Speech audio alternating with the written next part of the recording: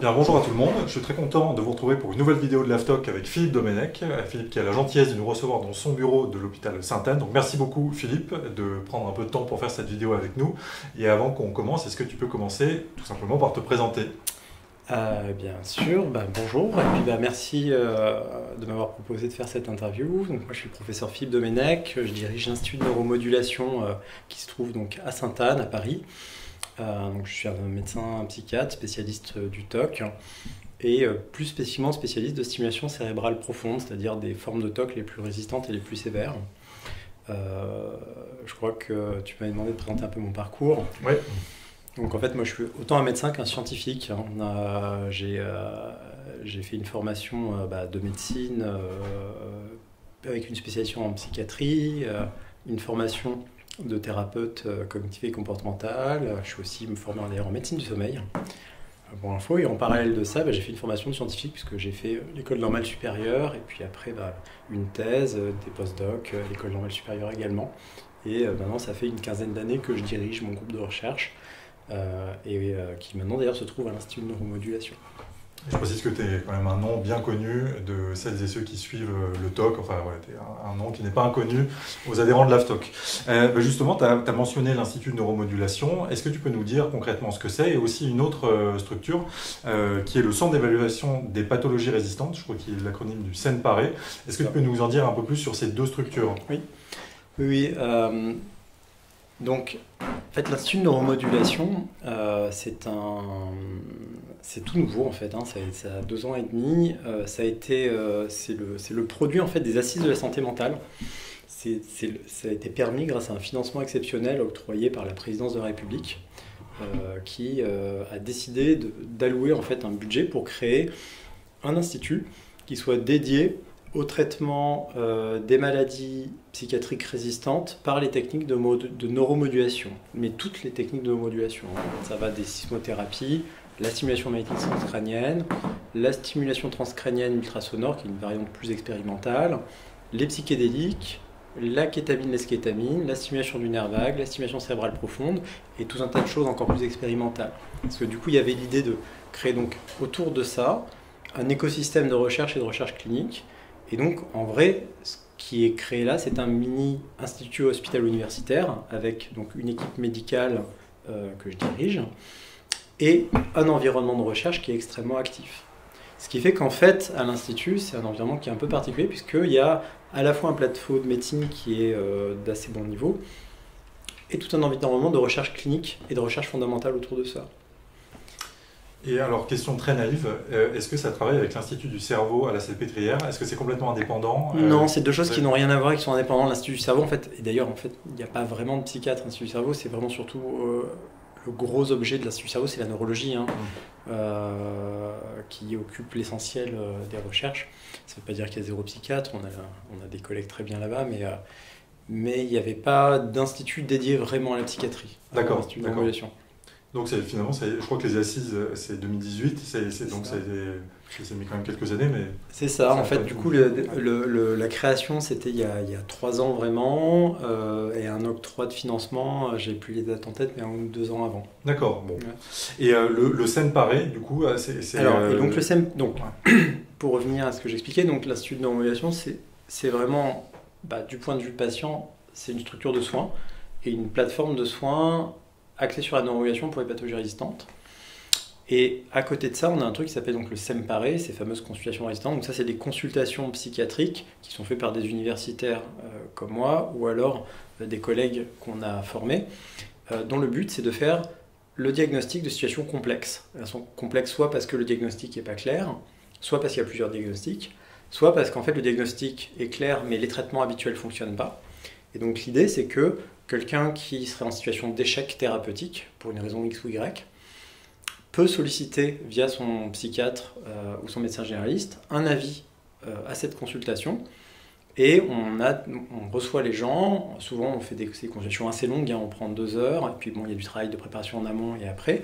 Et à la fin de ça, on donne un compte-rendu de la situation, c'est-à-dire notre analyse de la situation, des propositions de soins.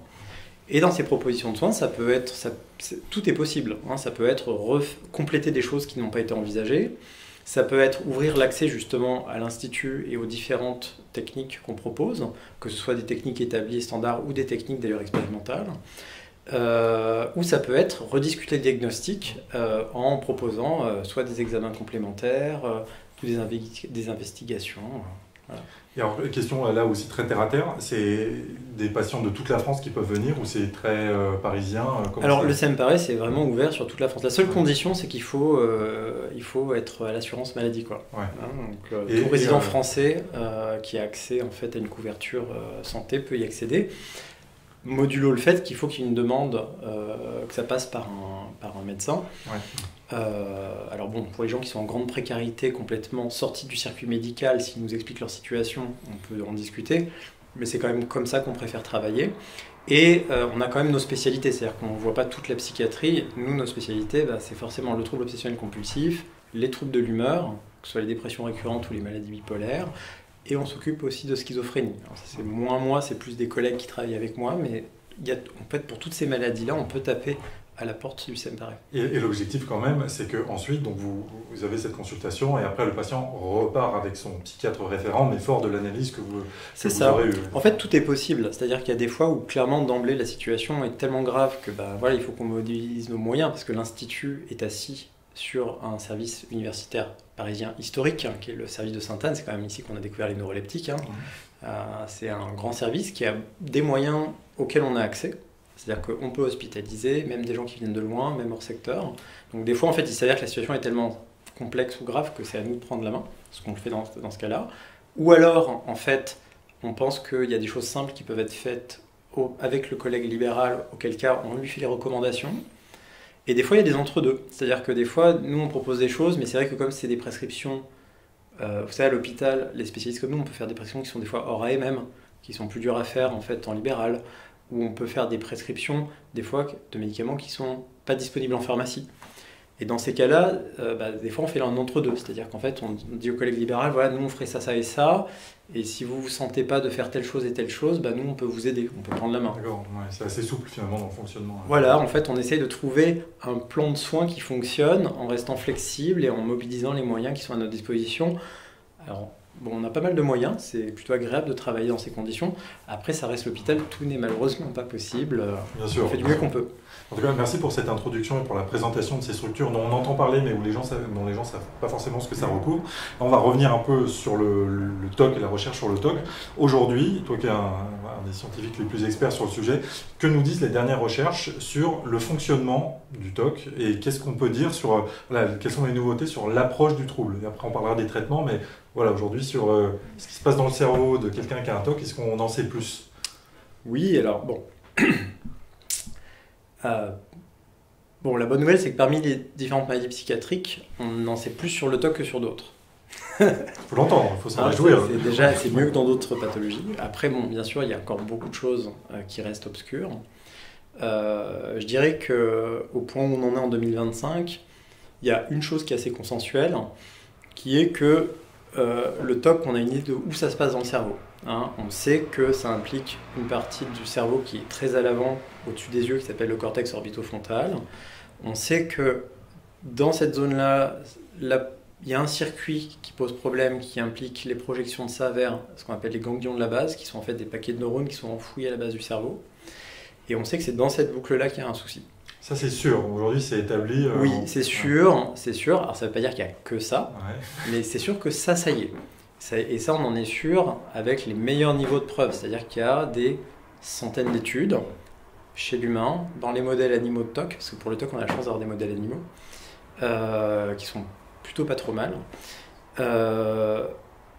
Quelle que soit la technique, que ce soit de l'IRM morphologique, de l'IRM fonctionnel, des tests cognitifs, en fait, on retrouve toujours cette voie-là, constamment impliquée, ce qui fait qu'on a des preuves méta-analytiques. C'est-à-dire qu'en fait, on a des preuves statistiques sur des centaines d'études que ce truc-là est toujours engagé. Avec aussi la sérotonine qui est impliquée là-dedans, parce que souvent c'était Alors, la sérotonine, on sait... Alors, il faut savoir un truc important, c'est que la sérotonine, on ne sait pas trop ce que ça fait en fait. On aimerait bien, mais la sérotonine, c'est très compliqué. Il y a d'autres monoamines, d'autres neurotransmetteurs pour lesquels on a des idées plus précises, mais la sérotonine, ça reste un grand point d'interrogation. on a des idées et des théories, mais pour l'instant, rien de vraiment concluant et rien qui ait vraiment fourni une explication simple et compréhensible de ce que ça fait dans la cognition, dans les émotions. Et c'est pas pareil de dire qu'on traite les TOC avec des médicaments qui agissent sur la sérotonine que de dire que c'est ça qui est impliqué ou qu'il n'y a que ça.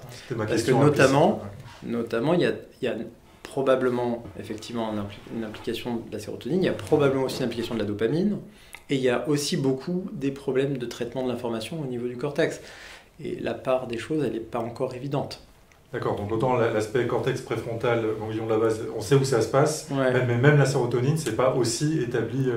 On sait que ça marche, de donner des traitements qui agissent sur la sérotonine pour soigner le TOC. On connaît les doses auxquelles ça marche, on connaît les délais qu'il faut attendre pour que ça marche, on connaît les effets indésirables que ça peut provoquer, on connaît les taux de succès et les taux de rechute, mais on ne sait pas vraiment comment ça marche. Donc en fait, à l'heure actuelle, on se doute que ça participe à la maladie, mais on ne sait pas pourquoi. D'accord, mais je trouve que c'est très intéressant et même honnête, humble de le reconnaître. Fort de ce constat, de ce que tu viens de dire, qu'est-ce qu'on peut dire aujourd'hui? Que dit la recherche sur les traitements du TOC? Qu'est-ce qu'on peut en dire? Évidemment, on va parler après assez longuement de stimulation cérébrale profonde, mais voilà, sur la base des dernières recherches, qu'est-ce qu'on peut dire sur le traitement du TOC? En fait, le traitement du TOC, le traitement standard, moi ce que j'appelle le traitement conventionnel du TOC, c'est-à-dire le traitement des TOC qu'on n'appelle pas des TOC résistants au traitement, il est très stabilisé. En fait, ça fait modulo 2-3 percées. C'est quand même, les grands principes sont fixés depuis une vingtaine d'années maintenant en fait. Les traitements de première intention et de base, ce sont les antidépresseurs sérotoninergiques, la fluoxétine, la paroxétine, les citalopram et la sertraline, qui sont vraiment les choix standards, à des doses qui sont régulièrement plus importantes que dans la dépression, souvent 2 à 3 fois plus. Ça peut être carrément plus que ça.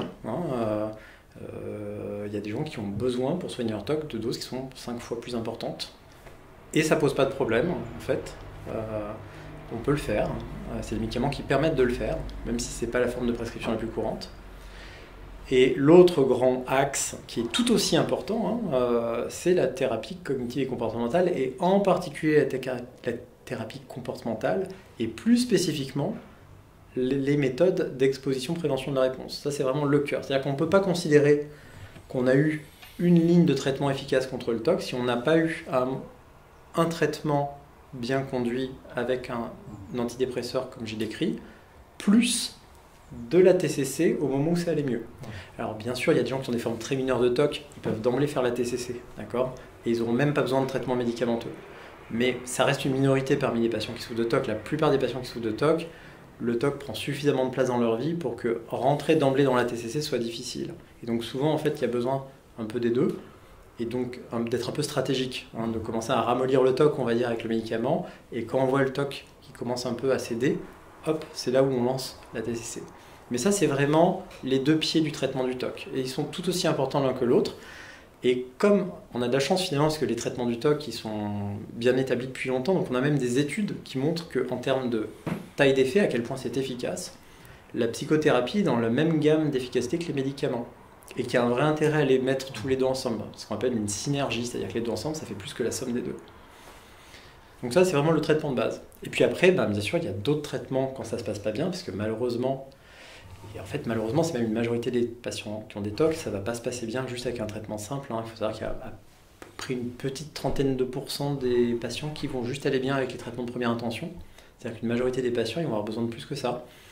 Donc ça va impliquer de rajouter des traitements pour aider le traitement principal.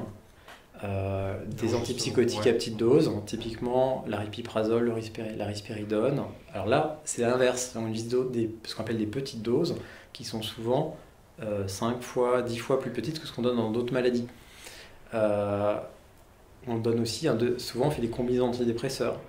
Parmi les antidépresseurs, il y a aussi l'anafranil, qui est un médicament qui est particulier, qui est un antidépresseur, qui n'est pas de la même catégorie que les autres, mais qui est réputé plus efficace. Donc, dans les formes un peu plus fortes, on va proposer ce traitement, soit tout seul, soit en combinaison avec les autres traitements, pour essayer de potentialiser son efficacité contre le TOC.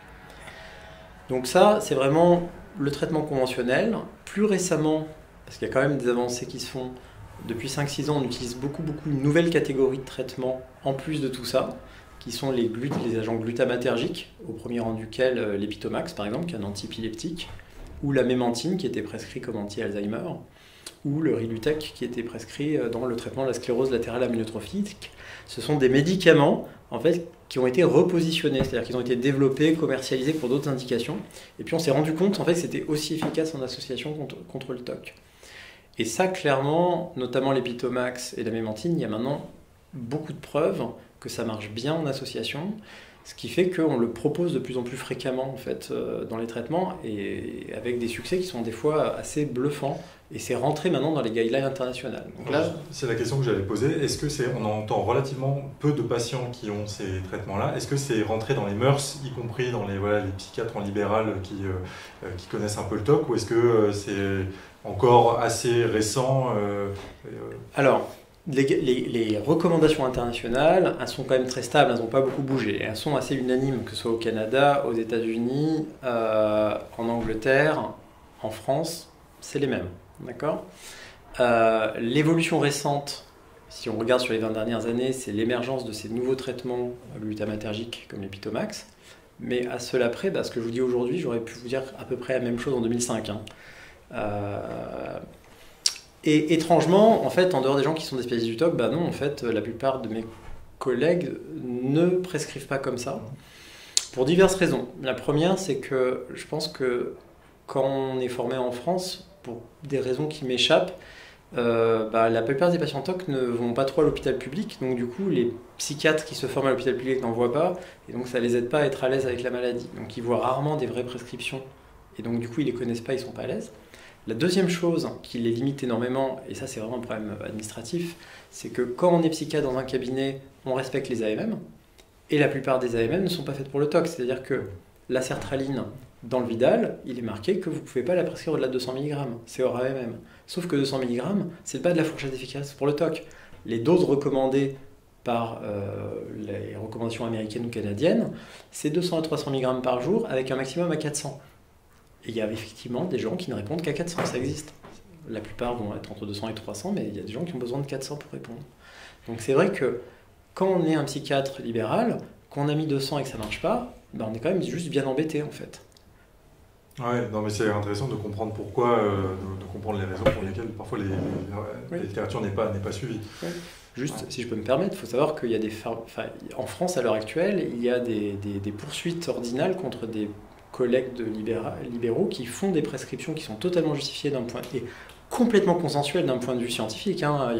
C'est des trucs très banals dans les guidelines qui sont de tous les pays, mais qui ne sont pas l'AMM, ils ont des poursuites ordinales à cause de ça.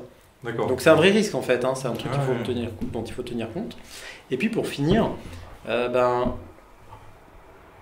le fait est que, ne connaissant pas bien la pathologie, il y a des gros retards au diagnostic, il y a des erreurs diagnostiques aussi, qui font perdre du temps, et puis des fois qui amènent à aller dans des impasses en fait, parce que en fait en psychiatrie, les médicaments qu'on propose sont plutôt efficaces. Les traitements qu'en général qu'on propose, contrairement aux idées reçues, la psychiatrie traite pas si mal que ça les gens. Par contre, la psychiatrie a un truc qui est très particulier, c'est qu'on n'a pas d'examen paraclinique. Donc, tout repose sur le diagnostic. Et quand on se trompe de diagnostic, il ne va rien se passer. D'où l'idée d'ailleurs de la consultation, du SEMPARE dont on parlait. C'est-à-dire que des fois, la résistance est juste liée à une erreur diagnostique. Ouais. Si on traite une schizophrénie alors que c'est un TOC, ça ne va pas marcher. De façon assez logique. Si on revient sur les traitements, on va dire, d'avenir du TOC, et toi qui es un peu au bon endroit pour le savoir, selon toi, quelles sont les pistes de recherche les plus prometteuses sur le TOC? Là, on a parlé des piliers connus depuis longtemps, de ce qui est connu peut-être depuis un peu moins longtemps et qui n'est pas forcément dans les mœurs pour les raisons que tu as dites. Aujourd'hui, les grands, alors évidemment, je pense à la stimulation cérébrale profonde, la psilocybine dont on parle. Est-ce qu'il y a d'autres choses et voilà, quel est ton avis là-dessus, sur les traitements les plus prometteurs? Alors, de toute façon, il y a toujours une recherche dans le monde qui est assez active pour le traitement du TOC, et elle se joue à différents niveaux. Donc effectivement, il y a la stimulation cérébrale profonde. Moi, je considère que ce n'est plus de la recherche en fait. Ça fait 20 ans qu'on en fait. C'est pas remboursé en France, malheureusement. La HAS ne l'a pas fait encore. Ça devrait être fait pour être franc, parce que le niveau de preuve est supérieur à des indications remboursées en neurologie. D'accord, c'est un traitement qu'on maîtrise, on sait le faire. La France d'ailleurs était un des pionniers en la matière. Mes collègues de Grenoble ou mon centre, on a une expérience très extensive, on sait, et on a les structures pour le faire. Et donc en fait, même si c'est pas remboursé, moi je peux plus vraiment dire que c'est de la recherche. Donc, peut-être qu'on pourra en parler après. Oui, on va en parler après. Ouais. En ce qui concerne la recherche à proprement parler, elle se joue actuellement en dessous de la stimulation cérébrale profonde et au-dessus, on va dire. Donc en dessous, c'est quoi? C'est des nouveaux médicaments qu'on repositionne. Donc par exemple, dans les agents actuellement qu'on repositionne et dont on voit qu'ils ont potentiellement un intérêt pour le traitement du TOC, il y a le Zofren, qui est un médicament qu'on donne contre les vomissements dans les chimiothérapies, qui est en fait un sérotoninergique très atypique, qui en combinaison avec les antidépresseurs normaux, il y a quand même des preuves que ça peut fonctionner et aider dans les cas de résistance au TOC. Donc ça, c'est des choses simples.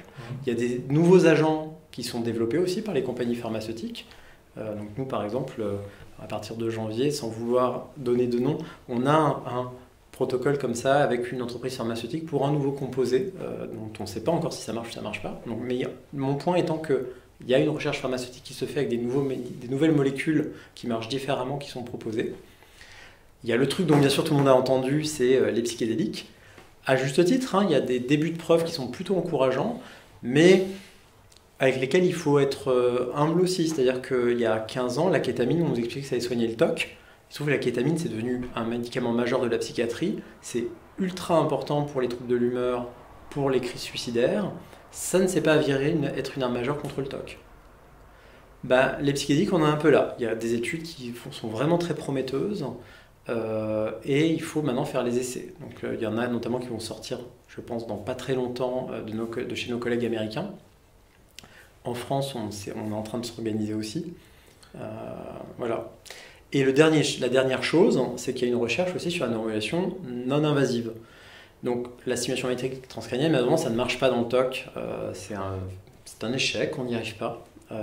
Probablement, on n'y arrive pas dans le TOC parce que les cibles sont profondes et que la stimulation magnétique transcrânienne, même celle qui est appelée deep, ce qui veut dire profond en anglais, en fait c'est 2 cm, donc non, c'est pas profond. Là on parle de profond comme vraiment profond. Par contre, et là c'est très expérimental, on n'a aucune idée de si ça va marcher ou pas, il y a des nouvelles techniques de stimulation non invasive comme la stimulation transcrânienne ultrasonore qui elle par contre permet d'atteindre ces structures profondes qu'on n'arrivait pas à atteindre avant.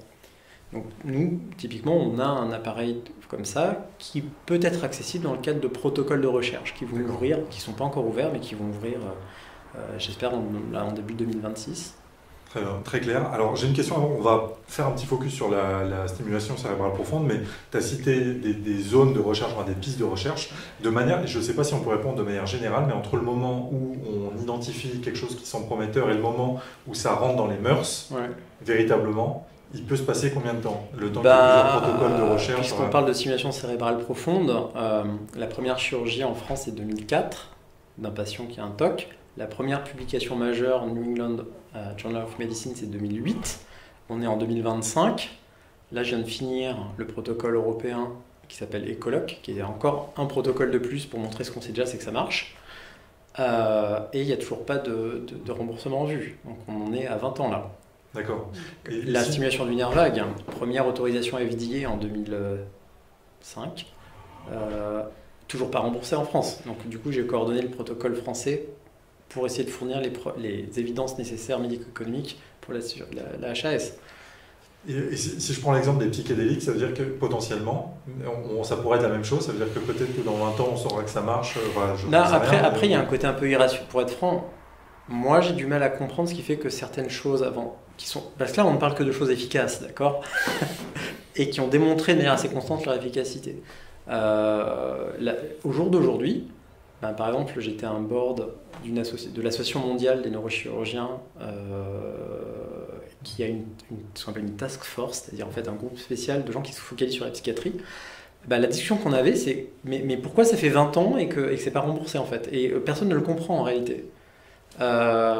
Alors qu'un autre exemple, c'est la kétamine. Donc la kétamine, introduite il y a une quinzaine d'années, et actuellement, parce qu'un laboratoire s'est investi dedans, parce qu'ils ont mis les moyens, il y a la eskétamine qui est remboursée avec une AMM. Et maintenant, c'est du soin courant, et nous, on en fait énormément, parce qu'on a c'est un médicament majeur en fait maintenant. Et donc là, il s'est passé 10 ans entre la découverte des signaux faibles qu'il se passait quelque chose et l'arrivée d'un médicament mature qu'on peut utiliser. Donc, c'est vrai que moi, je l'avoue humblement, je ne comprends pas. D'accord, non, mais c'est intéressant. C'est quoi? Est-ce que c'est lié parce que c'est une opération invasive et que du coup, je sais pas, la HAS estime que c'est plus... Ça peut être ça? Enfin, Je ne sais pas. Ouais. Je ne sais pas. Je crois que la seule vraie réponse, c'est je ne sais pas. Non, mais très bien. Ouais. Si, je sais qu'il y a probablement pas assez de psychiatres à la HAS. Je pense. Parce que... oui. Peut-être une dimension politique, tout simplement. Peut-être. C'est vrai qu'il faut... Et puis, il faut admettre aussi que, si on est un peu franc, il faut admettre que malheureusement, les psychiatres et nos patients ont fait l'objet d'un réel stigma. Il y a une réelle psychophobie dans notre société. La psychiatrie, c'est pas grave, c'est dans la tête. Et il y a cette espèce d'habitude bizarre de penser qui est que parce que certaines maladies se traitent par la psychothérapie, c'est forcément une question de volonté. Le TOC, c'est une véritable maladie neuropsychiatrique, c'est pas une discussion, c'est évident, et pourtant ça se traite effectivement avec des psychothérapies, mais aussi avec des médicaments, et de certaines formes, ça ne va être que des médicaments, voire des procédures invasives. Ouais, les mentalités, c'est aussi notre rôle d'essayer de faire changer un peu, d'évoluer ces mentalités-là pour appuyer justement tout ce que tu peux faire. Je voudrais maintenant qu'on fasse un petit focus sur la stimulation cérébrale profonde. On a fait une vidéo avec Anne-Hélène Claire qui expliquait bien ce que c'était. Aujourd'hui, où est-ce qu'on en est justement? Alors tu as dit, ça fait déjà presque 20 ans qu'on sait que ça marche, mais on en est où exactement dans les protocoles de recherche et dans quelle mesure cette technique elle s'affine? Parce que tu disais que même si on sait que ça marche, les recherches sont toujours en train de s'affiner. Qu'est-ce qu'on peut en dire aujourd'hui? Alors, effectivement, là on est à 20 ans de recherche depuis le début. Qu'est-ce qui s'est passé en 20 ans? La première chose, c'est qu'on a fourni beaucoup d'études de très bonne qualité, c'est-à-dire bien menées, randomisées, en double aveugle, contrôlées de façon à démontrer que la stimulation cérébrale profonde dans le TOC, ça marche. Ça marche extrêmement bien. On parle de 75% de réponses chez des gens qui n'ont répondu à rien. C'est-à-dire qu'on parle des 10% des gens qui ont des TOC les plus sévères et les plus résistants, mais il y a 75% qui vont répondre à ça. Ce qui est énorme en fait. Il n'y a rien d'autre qui propose ça à ce niveau de résistance à l'heure actuelle. Et ça, c'est bien établi. On connaît maintenant très bien la technique, ses avantages, mais aussi ses inconvénients. Il faut dire que pour ça, on a un gros avantage, c'est que le geste chirurgical, c'est le même que pour la maladie de Parkinson, ou pas loin. Et la maladie de Parkinson, ces 20 dernières années, c'est plus de 40 000 chirurgies. Donc en fait, on a les effectifs et les cohortes pour savoir exactement les risques qu'on prend, qui sont en fait assez faibles. Sur le geste, là, on parle de l'opération. L'opération elle-même, ouais. Qu'est-ce qu'on a fait en 20 ans? On a réglé un certain nombre de questions qui étaient en suspens. C'est-à-dire qu'il y a 20 ans, les gens se posaient la question de où dans le cerveau il fallait le faire. Et c'est vrai qu'il y avait plusieurs régions candidates. Maintenant, on s'est rendu compte qu'il y a 2 régions qui sortent du lot, avec des petites différences, mais c'est de l'ordre vraiment des chipotages de spécialistes. Et probablement une structure commune entre les deux qui explique la majeure partie de l'effet. Et on en est là en fait, on en est maintenant, parce que maintenant on ne réfléchit plus en 2025 en structure, on réfléchit en réseau. Et en fait on s'est rendu compte que en fait, on a des points d'accès privilégiés à un réseau, qui est d'ailleurs celui dont on parlait plus tôt. Et donc, aujourd'hui, en fait, la stimulation cérébrale profonde, c'est mûr en fait pour être une thérapie remboursée, proposée au quotidien, comme on le fait dans la maladie de Parkinson, ni plus ni moins. C'est sûr que ce ne sera jamais une thérapie que vous aurez à la clinique du coin. Mais c'est une thérapie qui a le niveau de maturité pour être déployée par des CHU de bon niveau. Aujourd'hui, il y a 2 centres à Grenoble et ici. Voilà, donc il y a mon collègue le professeur Paul Ozan à Grenoble, qui a une bonne expérience, puis il y a mon centre où nous on fait à peu près 8 à 10 opérations par an. Alors ça peut paraître pas beaucoup, il faut savoir qu'on est un des plus gros centres mondiaux.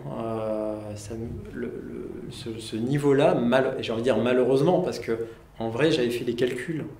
Juste on peut faire les calculs de combien il devrait y avoir de chirurgie en France si tous les gens qui en ont besoin étaient soignés. Et la réponse, c'est qu'il devrait y en avoir à peu près autant que pour la maladie de Parkinson. Allez. Et alors, question, c'est ta réponse qui m'y a fait penser. Dans les autres pays, je pense en Amérique du Nord, la stimulation cérébrale profonde pour le TOC, c'est remboursé. Non, c'est pareil, à l'enfer partout en fait, pour différentes raisons. D'ailleurs, on a écrit un article en fait pour soulever le problème collectif avec des collègues du monde entier dans une revue qui s'appelle Nature Medicine il y a quelques années de ça. Mais la technique en général est dans l'ornière pour différentes raisons. Souvent aux États-Unis, parce que leur système de santé privatisé conditionne le remboursement à un accord d'assurance maladie qui n'arrive jamais, pour être clair, parce que aussi leur système de santé fait que les prises en charge multidisciplinaires ne sont pas possibles, et que en fait un chirurgien qui ferait de la chirurgie comme ça tout seul, sans un psychiatre spécialisé là-dedans, c'est la catastrophe assurée. Et c'est pire que dans les maladies neurologiques. Donc c'est ces deux raisons qui fait que ça freine aux États-Unis. En Belgique ou en Hollande, il y avait une forme de remboursement partiel qui vient de s'effondrer en fait par non-renouvellement des accords qui permettaient de les faire. Donc non, en fait, la situation est malheureusement assez compliquée partout. Ouais, c'est pas forcément plus vers ailleurs. Non. D'accord. Non. Bon, on va suivre ça. Toi, si tu devais être un peu optimiste, tu penses que c'est quoi l'horizon pour que ça soit véritablement validé, admis, et qu'il y ait un maillage, parce que tu as dit il y a 2 centres, mais voilà, il y a des patients partout. Aujourd'hui, je crois que tu m'expliquais qu'ils vous sont renvoyés depuis des hôpitaux régionaux, c'est ça Donc du coup, en pratique, à l'heure actuelle, c'est vrai qu'il y a 2 centres qui sont bien structurés et qui ont une solide expérience pour le faire. Et ça doit rester comme ça dans un premier temps, parce que ce sont des prises en charge qui restent quand même très exigeantes et qui demandent vraiment des équipes multidisciplinaires très engagées avec des organisations spécifiques. Maintenant, au niveau de la science, voilà, on vient de finir le protocole européen dont les résultats vont être très positifs.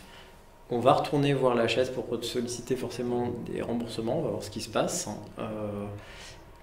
Mais c'est vrai que maintenant il faut que ce soit remboursé en fait. Si on veut que la thérapie ne disparaisse pas, il va falloir qu'on sorte de la recherche permanente. Ne serait-ce que parce que la technique de base, c'est plus de la recherche en fait. Il n'y a plus de justification scientifique à faire un 8e, 7e essai randomisé pour montrer que ça marche. En 20 ans là, depuis le premier. Oui, alors, rien qu'en France, il y en a eu 4. Oui, donc non, il y a un moment donné où il faut passer à autre chose, parce qu'il y a d'autres questions qui se posent. Mais la technique de base qui est pour quel patient, comment on fait, dans quelle zone du cerveau, avec quelle efficacité et quel risque, et comment on fait les réglages, ça c'est bon, on sait faire. Après, il y a plein d'autres questions supplémentaires qui se posent. C'est comment on fait pour les gens qui ne répondent pas? Est-ce qu'il n'y a pas d'autres façons de stimuler le cerveau? Est-ce que par exemple, en intégrant des systèmes plus intelligents, par exemple, qui sauraient s'adapter au contenu de la pensée des gens en lisant l'activité du cerveau, on ne pourrait pas faire mieux, par exemple. Mais ça, c'est de la recherche. La recherche actuelle, elle est là, en fait. Ouais, d'accord. Elle est dans les systèmes intelligents, ce qu'on appelle réactifs, avec des interfaces cerveau-machine. Elle est dans l'optimisation de la façon dont on stimule le cerveau, parce que on a fait la méthode standard qui marche très bien, marche en fait avec des réglages qui ressemblent à ceux du Parkinson. Et en fait, on commence à peine à ouvrir la question de est-ce qu'en fait on peut pas faire mieux et différemment pour le TOC. Ouais, d'accord. Donc le vrai champ de recherche, il est là, il n'est plus à faire des recherches sur des choses dont on sait qu'elles marchent. Et c'est pour ça qu'on aimerait que le quotidien soit juste remboursé comme un soin, comme ce qu'il est, c'est-à-dire un soin du quotidien. Ouais, d'accord. C'est intéressant.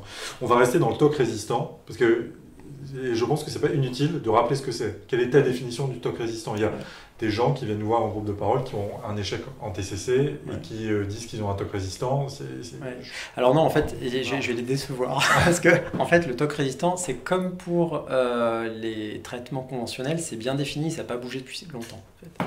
Et en France, juste pour information, il y a une fiche transparente de ce qu'il y avait avant la Haute Autorité de Santé, qui fixe d'ailleurs ce que c'est que la résistance. En 2005, quand on a commencé à faire la stimulation cérébrale profonde, on a fait, à l'époque d'ailleurs l'AFTOC avait été consulté, avait participé à ça, on avait établi qu'est-ce qu'était l'indication de la chirurgie, et ça avait servi de définition de la résistance.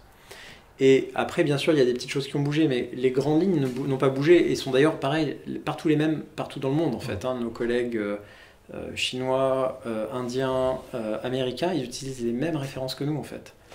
Et donc, actuellement, on considère qu'un TOC résistant, c'est une personne qui a un TOC, qui a eu au moins 2 traitements par antidépresseur sérotoninergique bien conduits. Ça veut dire la dose efficace, pas en dessous et pas le minimum, suffisamment longtemps, parce que j'ai parlé de la dose qui était plus important, mais en fait, les antidépresseurs dans le TOC, il faut au moins 3 mois pour juger, en fait, ce qui est beaucoup plus long que pour la dépression.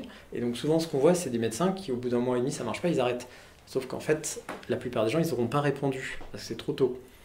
On a même montré qu'il y a des gens qui répondent jusqu'à 6 mois. D'accord ? Donc c'est bien aussi, au moins il ne faut pas le faire pour toutes les lignes de traitement, parce que sinon, on y passe des siècles. Mais une fois de temps en temps, c'est bien quand même de donner sa chance à un traitement un peu plus longtemps pour voir ce qui se passe. Ensuite, si les gens y répondent partiellement à ce traitement, c'est le moment de faire de la TCC. Parce qu'il faut qu'il y ait eu de la TCC, il faut qu'il y ait eu de la TCC par un thérapeute qui est expérimenté dans le TOC. On voit beaucoup trop souvent des gens qui nous ont dit « ouais, j'ai fait de la TCC », et puis en fait, ils n'ont pas fait de la TCC en fait, ou la TCC qu'ils ont faite, c'est pas celle du TOC. Et donc, c'est pas de la résistance. Il faut donc des gens comme Madame Claire, là, que vous avez interviewé avant, et il y a un bon... Pour le coup, on a de la chance, on a un maillage en France il n'y en a pas 30 000, mais il y a un maillage en France de thérapeutes qui savent faire le TOC. Souvent, ils sont souvent affiliés à des associations comme la FTCC. Absolument. On voit souvent vers le voilà, et la labellisation est importante. La Fortec, la FTCC, ce sont des choses qu'il faut regarder parce que ce sont eux qui dispensent les formations actuellement. Et donc, nous, le premier truc qu'on regarde quand on dit j'ai fait de la TCC, ça n'a pas marché, c'est qu'il y avait quoi dans la TCC en fait, au juste, et ça se passait comment ? Est-ce que c'en était une quoi, ouais. Est-ce que c'en était une ? Est-ce que c'était le bon type de TCC ? Est-ce que c'était bien conduit, etc. Et au-delà de ça, il faut aussi avoir testé le fameux anafranil dont je parlais, qui est vraiment un antidépresseur plus efficace. Avec un risque d'effet secondaire plus important. Comme souvent en médecine, on le garde en deuxième position parce qu'il est plus efficace, mais il a aussi plus d'effets secondaires. Alors, en général, les gens n'ont pas tous les effets secondaires, ils en ont 0 ou 1. Quand on n'a pas de chance, ils en ont 2. Mais c'est vrai que beaucoup de patients, ils en ont au moins 1. Ouais. C'est pas des grosses choses, mais c'est vrai que ça en kikine, donc on préfère le garder pour plus tard. Et puis après, il y a les associations. C'est-à-dire que par exemple, avoir de l'anafranil, plus un antipsychotique à petite dose comme la Bedify ou Risperdal, plus un deuxième antidépresseur, plus éventuellement les antiglutamatergiques dont je parlais, comme l'Epitomax, ce qui fait qu'au jour d'aujourd'hui, on est résistant quand on a résisté à une quadrithérapie avec de l'anafranil, un ISRS à bonne dose, un antipsychotique à petite dose et un de ces agents antiglutamatergiques, plus une TCC bien conduite par un thérapeute expert à un moment donné où ça avait une chance de fonctionner. Parce que pareil, si la TCC elle a été faite quand le TOC était au maximum et pas au moment où le TOC on l'avait un petit peu abrasé, ça compte pas. D'accord ? D'ailleurs, question, je ne sais pas s'il y a une réponse, c'est comment on explique en général le fait qu'il y ait des gens qui ne réagissent absolument pas à tout ça. Est-ce que c'est une bonne question, si vous avez la réponse, je la veux bien. C'est pour ça qu'on est venu Non, malheureusement, on n'en a absolument aucune idée. Alors, bon, de temps en temps, il y a une explication simple, parce que de temps en temps, voilà, le diagnostic n'est pas bon, ou la personne a un métabolisme particulier, bon, ça arrive, mais c'est des cas rares, en fait. La plupart du temps, juste on observe. En fait, la plupart du temps, ce qu'on observe, c'est des gens qui viennent nous voir. Ils ont souvent 10 ans de retard de diagnostic, ils ont souvent été diagnostiqués avec une schizophrénie au passage, ils ont rarement eu plus d'une ligne efficace, c'est-à-dire que même quand ils en ont eu une, on trouve que les gens ils ont de la chance, c'est-à-dire que c'est rare en fait de bénéficier d'emblée des bons traitements conventionnels, et nous en fait ce qu'on va faire c'est qu'on va juste déployer les stratégies que j'ai décrites de manière systématique. Et en fait, c'est comme ça que ça devrait se passer, c'est-à-dire qu'en fait, l'idée, c'est qu'il y a quand même un certain nombre de choses à tenter. Ces cycles de traitement, ils se font par 3 mois, et l'idée, c'est d'y passer suffisamment de temps pour pouvoir juger, pas plus de temps non plus, parce que, vous voyez, pour arriver à la résistance, ce que j'ai évoqué, c'est en gros un programme de 2 ans à 2 ans et demi de traitement, en perdant pas de temps, en fait. Bien sûr. Et tu disais justement les traitements essayés, on en a discuté en début de vidéo. Tu avais aussi ce qui est fait avec les ultrasons, c'est ça ? Tu disais que ça c'est ultra expérimental, on ne sait pas si ça va marcher. C'est vraiment un gros point d'interrogation. Il y a encore moins de données que sur les psychédéliques. D'accord. Donc aujourd'hui, vraiment, ce qui a tenté avant de dire c'est un TOC résistant et d'envisager une ESCP. Actuellement, à la fin, une fois qu'on est résistant, on a une indication pour la chirurgie. Actuellement, il n'y a rien entre les deux. D'accord. En revanche, il faut être sûr qu'on rentre dans les critères et ça prend du temps parce qu'il encore faut-il refaire les choses dans Oui, et c'est d'autant plus important que maintenant, comme ça fait 20 ans qu'on fait de la stimulation cérébrale profonde, en fait, et ça, c'était. Moi, je disais pas la même chose il y a 10 ou 15 ans, là, quand j'ai commencé. Maintenant, on sait qu'il faut les médicaments en plus de la CP parce que quand on va avoir quelqu'un qui est en rémission grâce à la stimulation, quand on se met à baisser les médicaments, j'ai à peu près la moitié de mes patients qui commencent à rechuter. Donc en fait, chez certains patients, on arrive à baisser très fortement les médicaments et ça se passe bien, mais chez l'autre moitié des patients, on n'y arrive pas. Donc en fait, c'est d'autant plus important de rentrer dans la chirurgie avec un traitement bien construit que on n'arrive jamais à trouver les bons paramètres si on ne le fait pas. C'est-à-dire qu'en fait, quand on n'a pas les médicaments au moment où on fait les réglages, en fait, on n'arrive jamais à jauger de savoir si on n'arrive pas à identifier les bons réglages parce que on les trouve pas et parce qu'on n'est pas au bon endroit ou parce qu'en fait on est au bon endroit mais qu'il n'y a pas les médicaments. Ah oui, c'est très intéressant. Je voudrais aborder un point aussi qui est fondamental et sur la base de ton expérience, c'est sur la masse des patients que tu vois. Est-ce que tu constates qu'il y a beaucoup d'erreurs de diagnostic et est-ce que tu constates qu'il y a beaucoup de comorbidités qui sont soit pas diagnostiquées, soit maltraitées? Et qu'est-ce que ça va changer dans ta stratégie thérapeutique? Oui, en fait, bon, comme je le disais plus tôt, oui, il y a beaucoup d'erreurs diagnostiques autour du TOC, principalement parce que je pense que la plupart de mes collègues psychiatres, le TOC simple, vraiment très basique, il voit bien ce que c'est. Vous voyez, la personne qui se lave les mains, c'est pas trop sévère, donc en plus, il a un insight qui est parfait. La personne qui va vérifier sa porte, ça, il voit bien, d'accord? Mais dès que ça déborde un tout petit peu, et dès que ça devient un peu sévère, par exemple, même un TOC simple, genre vérifier sa porte parce qu'on a peur qu'un cambrioleur rentre, vraiment, c'est le b.a-ba du TOC, ça. Ben, quand ça devient un peu sévère, les gens, ils sont plus tout à fait sûrs que c'est complètement si idiot que ça. Même si au fond ils le savent, et donc quand ils parlent, ils peuvent s'exprimer d'une manière qui va être très vite interprétée par beaucoup de collègues qui sont moins expérimentés comme de la persécution, des idées délirantes, de la paranoïa.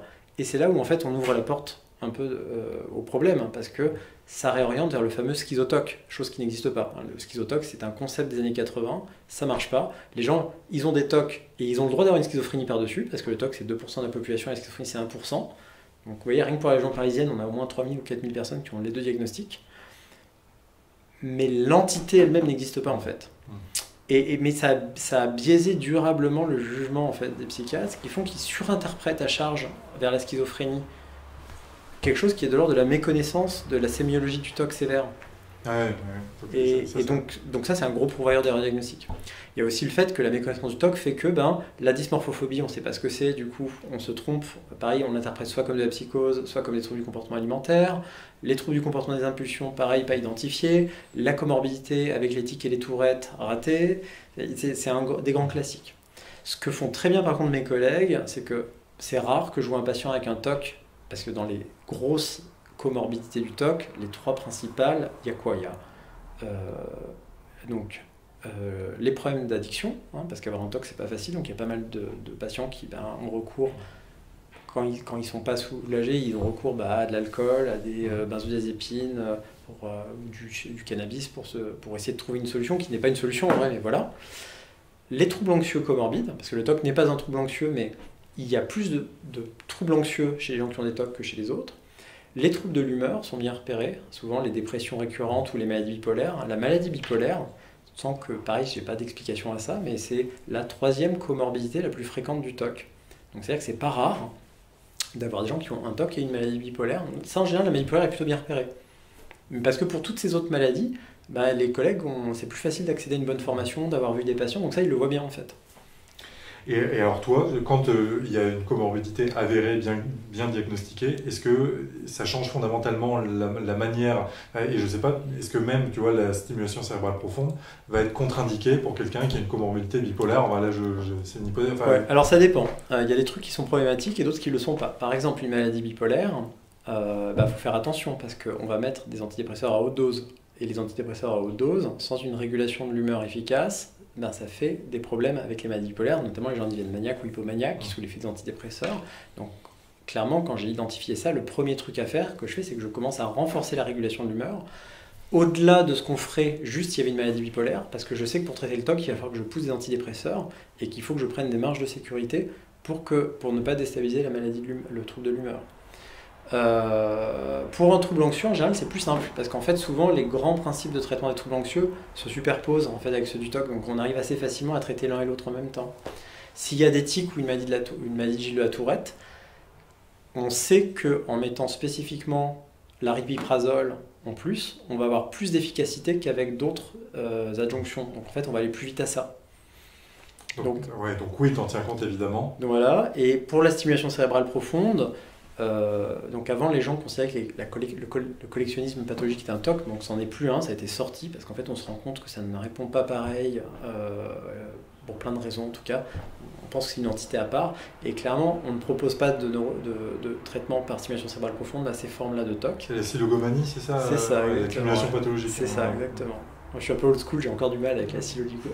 Je n'avais même pas le dire. Ouais. C'était pour montrer que j'avais le dire que je l'ai dit. Voilà, moi j'échoue en fait en milieu de mots. Donc, ouais, d'accord. Donc à part ça, grosso modo, il n'y a pas de risque sur les autres comorbidités? Non, en fait, alors dans les protocoles, bien sûr, les protocoles de recherche, on est assez stringent, mais c'est vrai que comme on fait la technique depuis longtemps, dans des cas exceptionnel et à titre compassionnel, on dit souvent humanitaire, moi j'ai traité des gens hors protocole qui avaient des contraintes, des comorbidités qui faisaient qu'ils ne pouvaient pas rentrer dans les protocoles. Donc ça on a le droit en France, en quantité très limitée et pour des centres très spécialisés. Il faut pouvoir le justifier. Mais du coup on sait que traiter des gens qui ont des troubles de personnalité, c'est plus lourd à gérer mais ça marche pareil. Une maladie bipolaire, on sait que c'est un peu plus compliqué à équilibrer mais pareil on y arrive. Pareil pour les comorbidités avec le Gilles de la Tourette. Et donc nous, on a même commencé à proposer ça pour parce qu'il y a aussi une grosse association entre le TOC et l'anorexie mentale. Et on sait que ça se passe pas si mal que ça en fait. D'accord. Bon, donc le sujet aussi est connu, on va traité. Oui, alors après ça reste encore un peu expérimental. C'est-à-dire que maintenant il faudrait, justement, et c'est pour ça que j'insiste sur l'importance de passer à une phase plus mature de remboursement de la technique, c'est que maintenant si on voulait vraiment établir tout ça de manière propre, il faudrait que ça dépasse les quelques cas du professeur Domenech et qu'on fasse un vrai registre national et qu'on se mette à appliquer la technique et qu'on trace ça de manière prospective pour pouvoir donner un vrai avis plus établi. Alors justement, ça fait la transition avec la dernière question que j'avais prévu de te poser. Qu'est-ce qu'on pourrait faire pour améliorer en France la prise en charge du TOC? Peut-être plusieurs niveaux de réponse, mais qu'est-ce qui viendrait? Oui, donc il y a beaucoup de choses à dire sur la question. À l'heure actuelle, clairement, le TOC n'est pas très bien pris en charge en France. On est très peu de spécialistes universitaires, beaucoup moins que pour la maladie bipolaire ou que la schizophrénie. C'est même pas dans le même ordre de grandeur. Et donc améliorer la prise en charge du TOC en France, qu'est-ce que c'est? C'est avoir des psychiatres formés. Donc ça implique d'avoir des structures à l'hôpital, là où les psychiatres sont formés, où on reçoit des patients TOC, des universitaires comme moi qui se spécialisent dans le TOC, parce que là actuellement on n'y est pas beaucoup. C'est ensuite qu'on ait des recommandations françaises sur lesquelles soient alignés les AMM, qu'on puisse, parce que le TOC c'est 2% de la population, c'est pas une poignée de spécialistes universitaires qui vont traiter 2% de la population française. Donc il faut que mes collègues libéraux ils puissent prescrire avec des recommandations claires les traitements de première intention du TOC. Et puis il faut, ce qui n'existe pas encore, des vrais centres de référence pour au moins lancer la machine. C'est-à-dire que les collègues qui n'auront pas eu la chance de se former pendant l'internat, ils peuvent toujours apprendre. S'ils ont des centres de référence où ils peuvent envoyer leurs patients, moi je le vois souvent, les gens qui m'envoient des patients, ils m'en envoient un, ils m'en envoient deux, ils m'en envoient trois, et puis le quatrième, tout de suite je vois une différence de niveau, parce que au moment où ils me l'envoient, ils ont fait tout ce que moi je fais habituellement sur les 4-5 premières lignes, parce qu'il y a un transfert aussi de compétences qui se fait comme ça. Mais est-ce que d'une certaine manière, ici, c'est pas un mini centre de référence qui n'a pas cette appellation officielle? Oui, très clairement, l'Institut de neuromodulation ne s'occupe pas que de TOC, comme je le disais plus tôt, mais on est clairement un centre, on agit en tout cas comme un centre de référence et de recours national.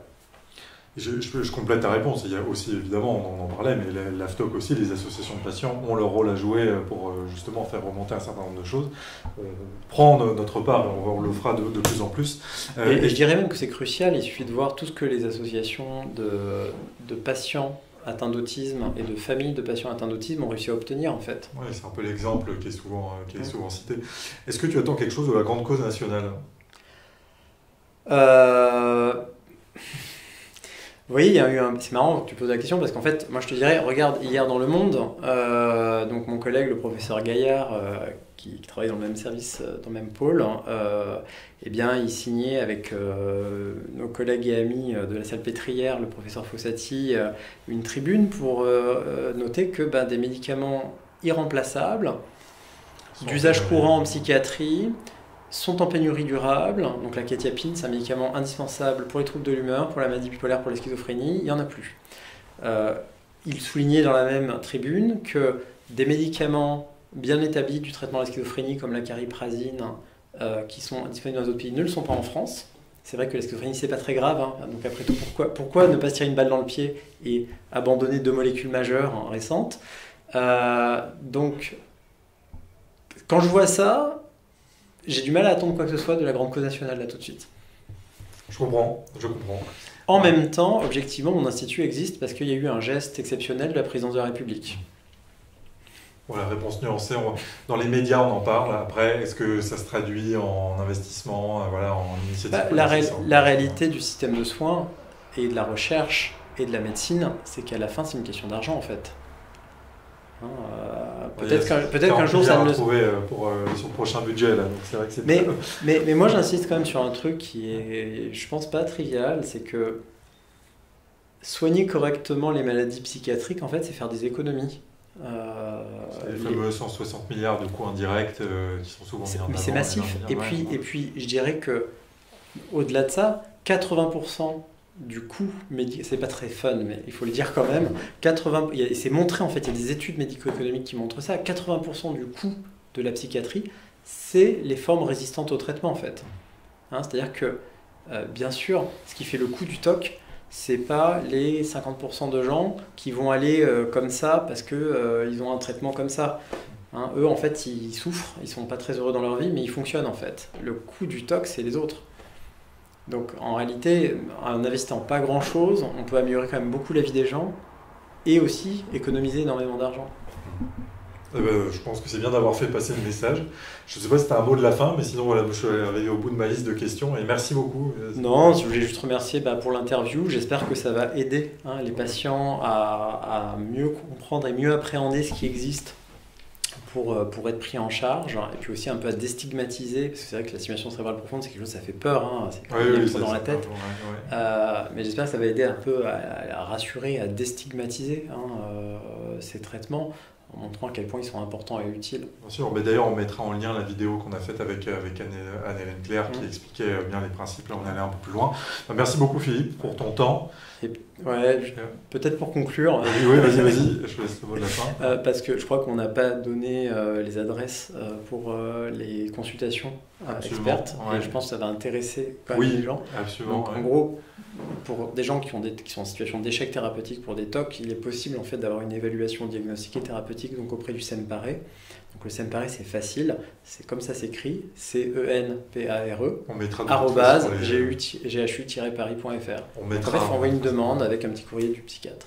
Merci beaucoup Philippe pour ton temps, tes réponses, et merci à Anna qui est derrière la caméra qu'on ne voit pas. Et à très bientôt pour une nouvelle vidéo.